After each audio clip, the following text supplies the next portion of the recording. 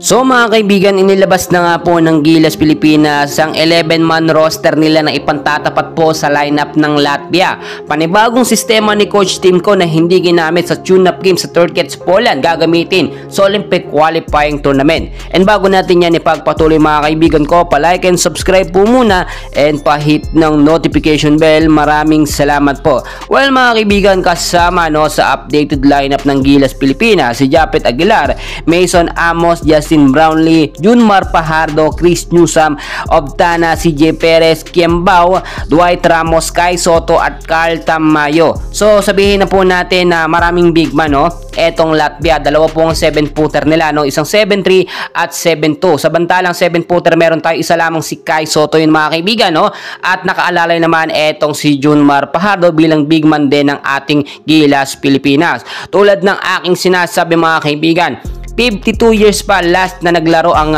Gilas Pilipinas o ang Pilipinas dito po sa Olympic, at masasabi natin na opportunity ito na muli tayong makapaglaro dito sa Olympics pag natalo natin ng Latvia at ang Georgia. Pero ang problema po dito mga kaibigan, kaya namang sumabay ng Gilas Pilipinas, pero once po na pumasok na ang mga 3-point shot po ng Latvia, alam naman natin simula gwardiya hanggang sentro ay shooter po yan. So yun ang magiging problema po ng Gilas Pilipinas natin, at kinakailangan din po maging agresibo yung depensa ng Gilas Pilipinas para madepensahan kahit yung mga guard po ng Latvia mga kaibigan ay parang sentro po ang datingan sa tangkad. So kung titignan po ninyo hindi rin isinama sa lineup etong si Scottie Thompson, at dapat nga sana noon pa man pasama itong si Ren Sabando, taga-distract po yan ng mga 3-pointer po ng kalaban. Kahit maliit lamang si Ren Sabando mga kaibigan kapag tumalo naman yan parang 7-footer po.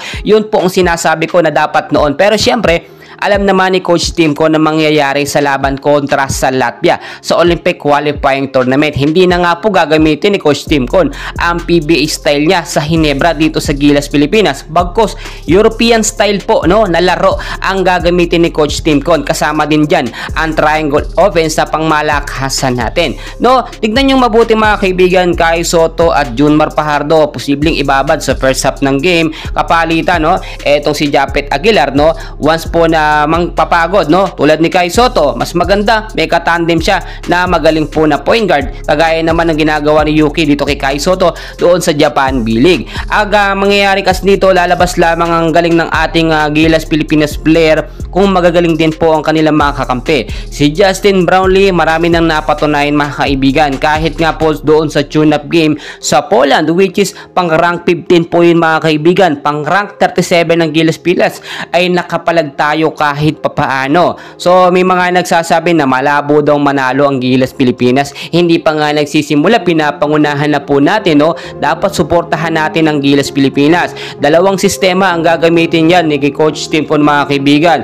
Yung triangle offense, which is minsan hindi natin napapansin pero gumagana po yan sa loob kapag magkakasama at nagkakaroon ng chemistry at momentum ang mga player po ng Gilas Pilipinas.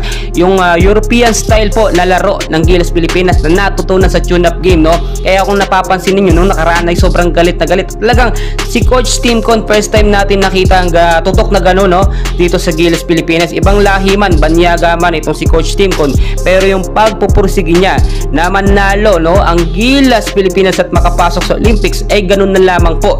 Mas maganda yung sistema ni Coach Timko dahil hanggang plan C ay meron po siya kapag ka nagkaroon ng problema ang mga player.